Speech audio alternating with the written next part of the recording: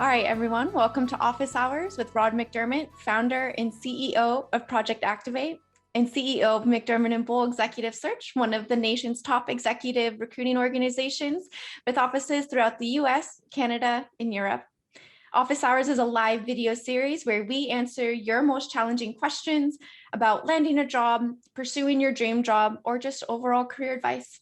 I'm your co-host, Kristen Farrenfort, and today's topic is, when do I ask about salary and benefits? And before we get started, this session is 30 minutes, so please send in all your questions. First come, first serve. Yes, we want to make sure that we spend at least half our time answering questions from viewers on anything. It doesn't have to be related to the topic. It could be related to anything you think we could help you with, obviously job search related stuff, but if you're being challenged by, an opportunity you're not hearing back and you're trying to think of creative ways, or you've been the bridesmaid multiple times, but not the bride, what's going on and what advice we have. These are things that are stumping people in their job searches these days. So we want to make sure we make this meaningful and supportive to you. So ask your questions. And Kristen, thank you for kicking us off and keeping it going. So yeah, actually I have a lot of thought about this topic too. In fact, I want to spin it a little bit. It's not only about when do I ask about salary and benefits, but what should my expectations be too? Because those things are changing dramatically. In fact, and I think there's some bad advice going on out there on this too. I'll tell this quick little story. I was talking to one of our partners the other day who had a top candidate, had a backup candidate. And that's what we always try to do. Every search we do, we try to have a first place candidate and maybe a very strong backup where the client's, almost indifferent, but, hey, we like this person a little bit better, but here's our number two.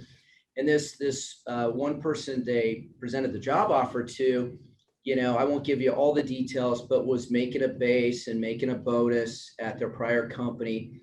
And then when my partner talked to them about their comp expectations and what the offer was going to be, which was significantly better, right? A 25% bump in base, the same bonus, but it would have given them a significantly bigger bottom line dollar. They came back and said, no, I only want to do this if I can get a 75% bump in base. And they were blown away. We're talking hundreds of thousands here, right? And huge numbers. And it wasn't because, hey, I'm leaving this equity opportunity and joining this other non-equity opportunity. That can be an issue where we've had clients before that don't have equity, and so they got to make it up with cash, right? I get it.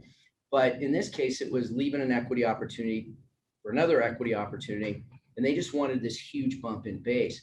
And I remember my partner on this particular deal, as he was describing it to me, he asked, tell me why.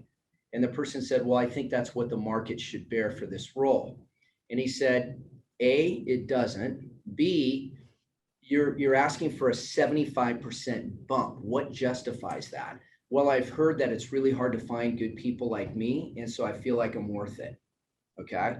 And it's interesting because we are seeing wage inflation out there. We're seeing inflation across the board. I mean, anybody who's, building a house or getting any kind of commodities for, whether it's home remodel or other things, you're seeing those commodity prices go up. We're also seeing wage inflation. It's happening. In fact, I don't know if I shared this last week. In the last month, we've had 4 counteroffers on candidates that we were going to place at companies where their current company came in and sweetened the pot significantly. We probably don't get more than that in we probably get 7 or 8 in a year. We don't get all that many. And it's interesting. We're just seeing companies not wanting to lose their people. And so we're seeing counteroffers. But here's a person who really kind of took what they were hearing about the marketplace and said, hey, this is my opportunity to strike gold, and I'm going to make it happen. And what happened was, obviously, my partner, the client, they said, wow, this is nuts.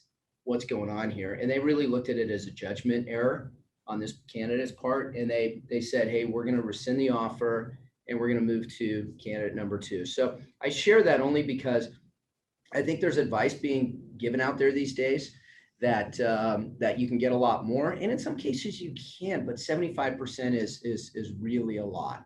So just want to make sure that we're conditioned to be realistic. The other thing I wanted to share before we dive into the topic is certain states in the U.S. have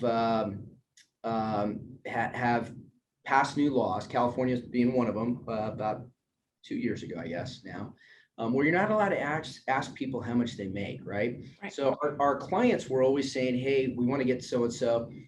What do you think it's going to take to attract them away? And you always want to give them a bump, right? And the reason why California passed this law is they called it gender equality. They felt like female comp was lower than male comp for the same job. And they felt like what happens is even if you get a bump, you're still lower, right? So they want companies to come out and say, okay, this is what it's worth to me. So companies are no longer allowed to ask people what they make, at least in California and a number of other states, but you can ask them what their comp expectations are. And so we do that. And so I would share with people that are in the process, make sure that you've given a lot of thought to what those are. Don't try to get every dime off the table. You know, this is the counsel I give to folks that are trying to negotiate something. I had this come up recently with somebody in Project Activate who just graduated from Project Activate and had gotten a job offer. She was incredibly excited, but she said, it's about 30,000 lower than I really need and want. And she goes, but I don't want to lose it. And I said, are you willing to lose it for 30? She goes, I am. It's just too much. It's going to change my lifestyle a little bit. And I said, perfect. That puts you in a great position. So let's go ahead and make sure that you communicate that and not exactly like that, but say, listen, I really want to work here. It's a great opportunity. I know long-term it's going to be a great fit for me, and hopefully I'll be a great fit for you. But we're pretty far off on this, and I need help. And here's kind of the baseline that I need to get to, or it's going to change my life, and that's not going to work for me, and long-term not going to work for you. So delivering clear expectations of what your compensation is or needs are, I think, is really important. But I want to get to the crux of the question. By the way, we've had a few questions come through already too, so I want to answer those. So the question you asked, Kristen, when do I ask about salary and benefits? Mm-hmm. I don't think you get there until you. This is a great question that came from Daniel too. We're gonna jump on that, Daniel. Thank you for putting that up. I don't think you get there until you get towards the end. And here's my belief on this, right? And by the way, I'm just curious. If you disagree with me, raise your hand. I probably have a lot of people who disagree with me. You can disagree with me. No, seriously. I sometimes disagree with myself, so feel free to disagree with me on this. I'll tell you why my thought process is this. At the end of the day, a job interview process is a little like a romance, right? You want to fall in love with them and you want them to fall in love with you. And you want to become the person that they can't live without, right? You want them picturing you on their team. It's like, God, I know we can hit our goals. If we hire this gal, Kristen, I feel like with her background, her experience, her presence, how good she'll fit with our team, I just feel like we can solve a lot of our challenges. And then, you know, Kristen kind of says, hey, listen, okay, so let's now get to comp. And if we're far apart, we at least have a shot of getting together because we want to get together. We want to make this work. If I do that before, if Kristen does that before she's got to know us and we've got to know her and pictured her being on our team and us seeing her as a solution to our challenges, then we bypass that whole step. And yes, it can go faster. There could be an 11th hour surprise. I will tell you, I don't hear it all that often, folks, but every once in a while there could be an 11th hour surprise where you get through the process. Let's say your comp requirements are, you know, 250,000 and they're offering 175, and you're like, whoa, we're way off base. But if they love you, they might be able to figure out a way to get there. And I've seen this happen so much. I did a CEO search a couple years ago. It turned out to be a couple $1 million comp package, and it was off. It had to be sweetened by almost 7 figures to make it work. But we love the candidate, the client loved the candidate, and the candidate loved the opportunity. It's been an amazing fit. Everybody loves everybody. but they really had to stretch to do this. And it was way far and above what they were looking for originally. But they got there because they let the romance happen. So my belief is for the small risk, and I'm not saying it's zero, it's a risk, that you're going to go through an entire process and then get disappointed on the end.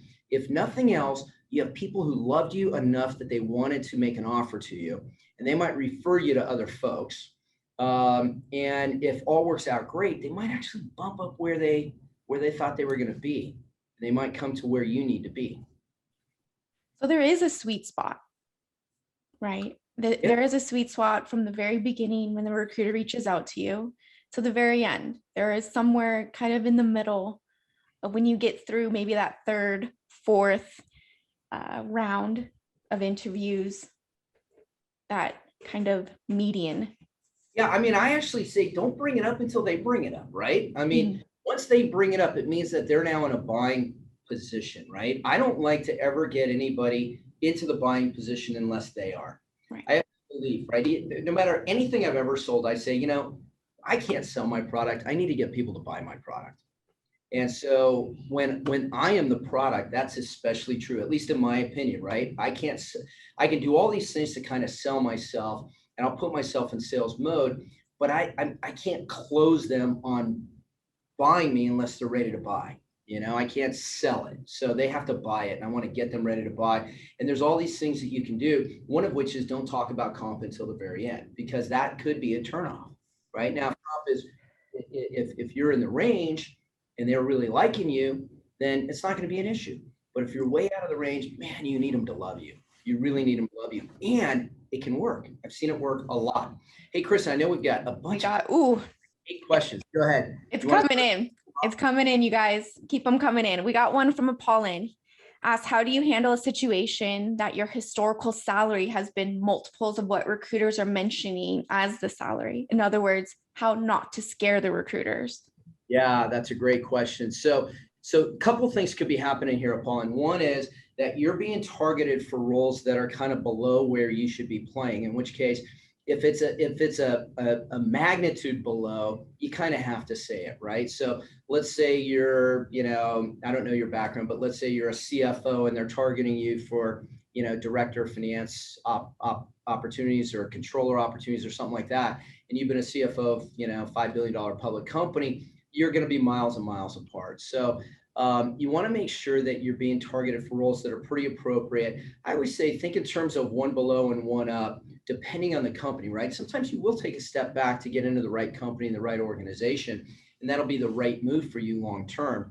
But you don't want to take more than that. You don't want to take more than a step. And hopefully you can be able to take a step forward as well. So when you're talking multiples, that's a pretty big number. And so I do think it's important to bring it up once you've gotten through the process with them. I don't know how often this is happening. In our shop, we kind of know who to target and where to be, and we're rarely that far off. It does happen, but we're rarely that far off where it's literally multiple. So you might be the 1 or 2 times that what I just said a minute ago could happen, where you get through the process and they offer you 200,000 and you're making 600,000. I'm assuming that's what you mean by multiples. So, but again, I stand with my advice about not bringing it up unless they bring it up to you. Now, sometimes the recruiters will bring it up and say, hey, before I get too far, what are your salary requirements? Now, you can, and someone actually has asked this question too. They said, yeah, can you offer what you've been making? The answer is yes. The law allows you to say what you've been making. It doesn't allow me to ask you what you've been making. So if you want to offer up, hey, I've been making a base of 375. My bonus has been about 50%. That's been in the last year or two. And equity piece has been this. And you know, my W-2 last year was this. If you share that information, it's interesting. The more senior the candidates, the more willing they are to share, because they kind of get it. They're like, listen, I'm going to share with you where I'm at because I feel like it's easier for you and the company to get to where I need to go. You don't have to. It's not a law that you have to. And it doesn't necessarily hurt your candidacy, but I just see it. It's the more senior candidates seem to have a much easier time just kind of saying, hey, I don't want to waste anybody's time. Here's where I'm at. Is this in that range? I hear that a lot with our recruiters, right? And they're in the very beginning, everyone almost also asks in the beginning within that range and salary of like, hey, let's kind of be on the same page. Great opportunity, but is it within my range and your range? Yeah. Some other questions coming in. One, for someone who has been off for a while, what suggestions does Rod have to get energized as the market seems to be opening back up? Yeah, great question. So the market it's on fire, people. I'm telling you right now, it's more robust than I've seen in a long time. Now, I don't know if this is just pent-up demand because things were quiet during the lockdown, and then things started to come out, and now it's just kind of taking off like a rocket, or if it's a new time where people are saying, okay, I need to make some changes. I will tell you this.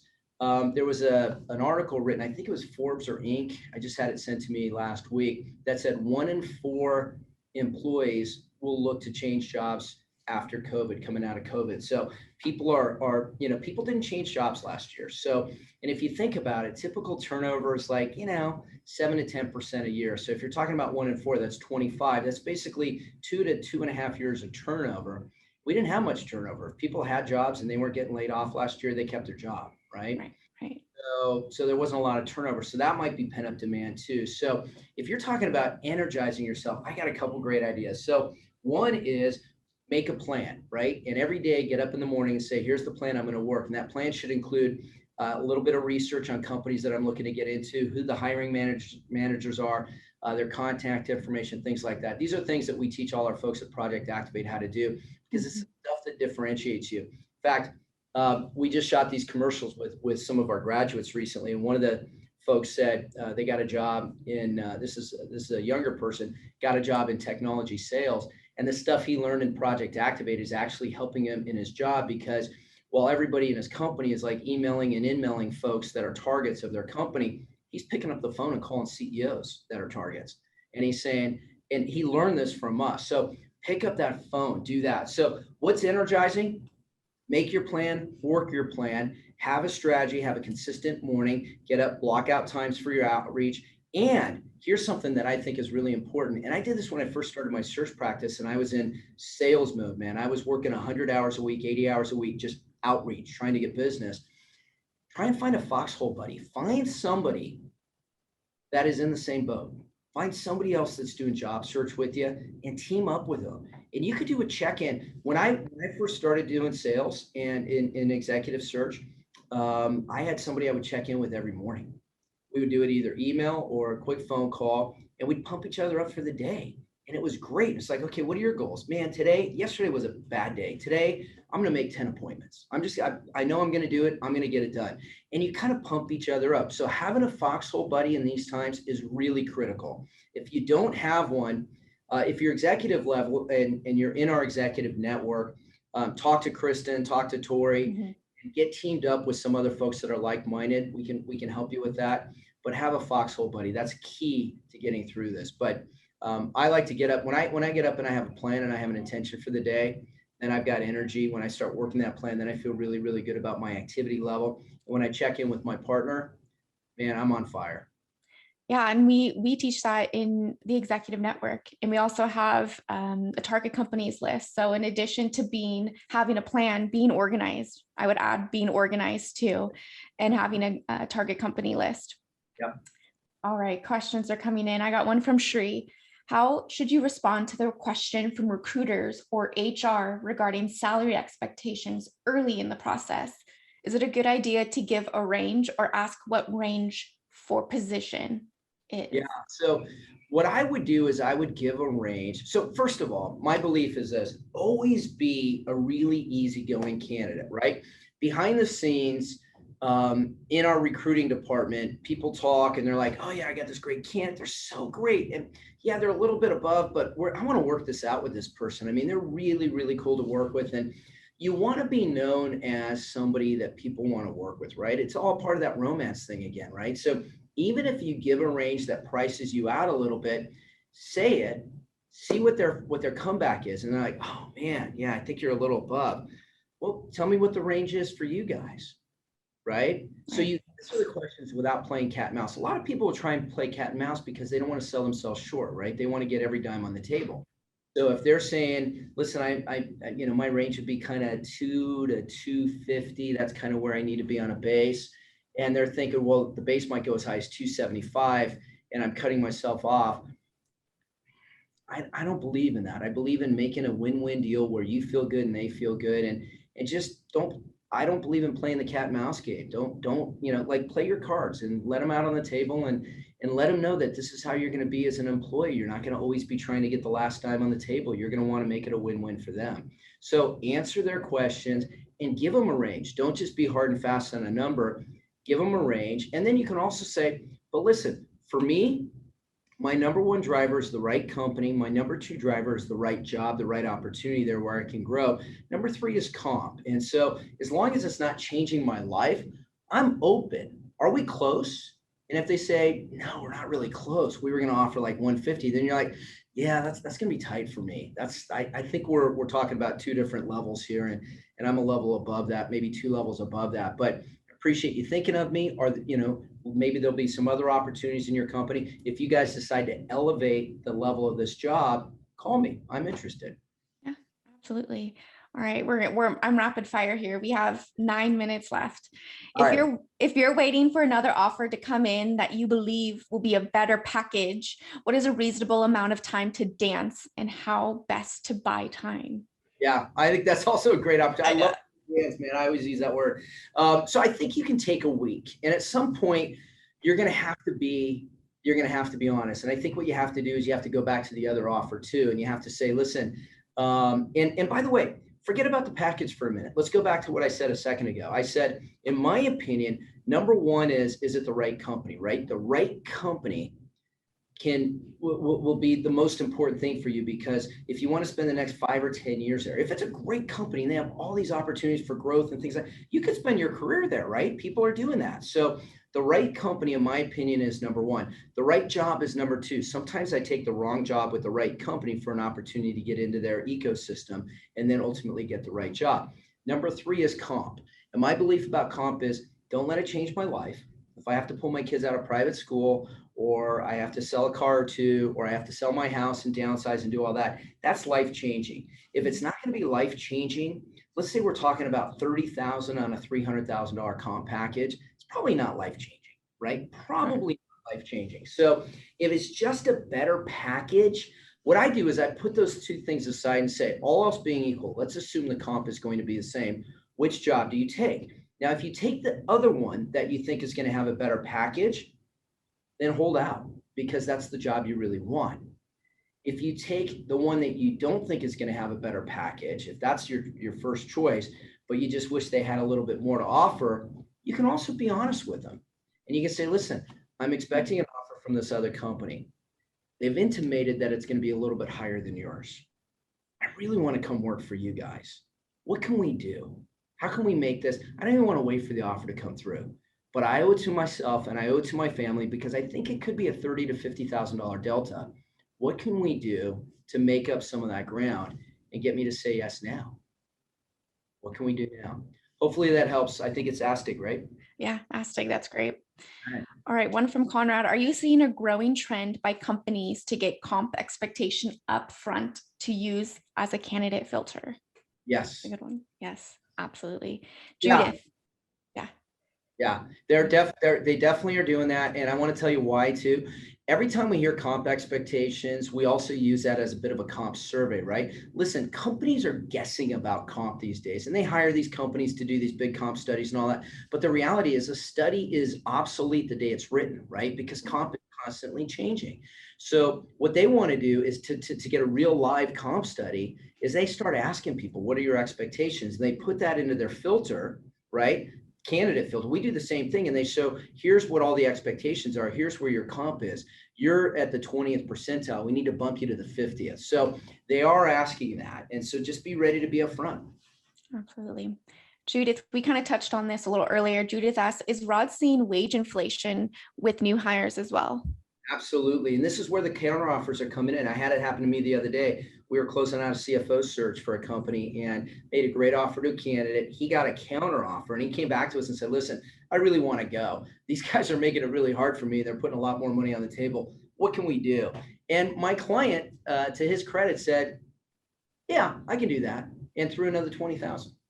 So it is happening because companies don't want to lose their people, and it's happening more and more. I had dinner with a CEO last Monday, and he said the number one challenge facing their company right now is retention. If you guys are out of work and looking for a job, there almost isn't a better time than right now. I haven't seen it in my career like this. You've got to get out there. Don't wait for your phone to ring. Make it rain. Make it rain. Get some outreach going. It's a really good time. Looks like real estate right now. Yeah, it's frothy. Yeah. It's frothy. Daniel asked, what advice do you have about selecting the right target companies as you do your company research? Yeah. So Daniel, I go back to like the whole dream job concept, right? If I was doing exactly what I wanted to do, for whom, what does that look like, right? What would make it not feel like work? What would make my heart sing? What would make it just feel so amazing that I would forget, 8 in the morning till 7 at night or whatever. I mean, I'm just loving what I do, right? When you think in terms of that, and then you think of the company, the culture, the job, all the stuff that you're going to be doing, your growth potential, things like that. That's how I select target companies. I want to go home. I want to find my home. I want to find a place that feels so darn good and that helps me build a career I really want to have. If I can do that and it's not feeling like work, man, I'm going to kick it there. I'm going to do really, really well.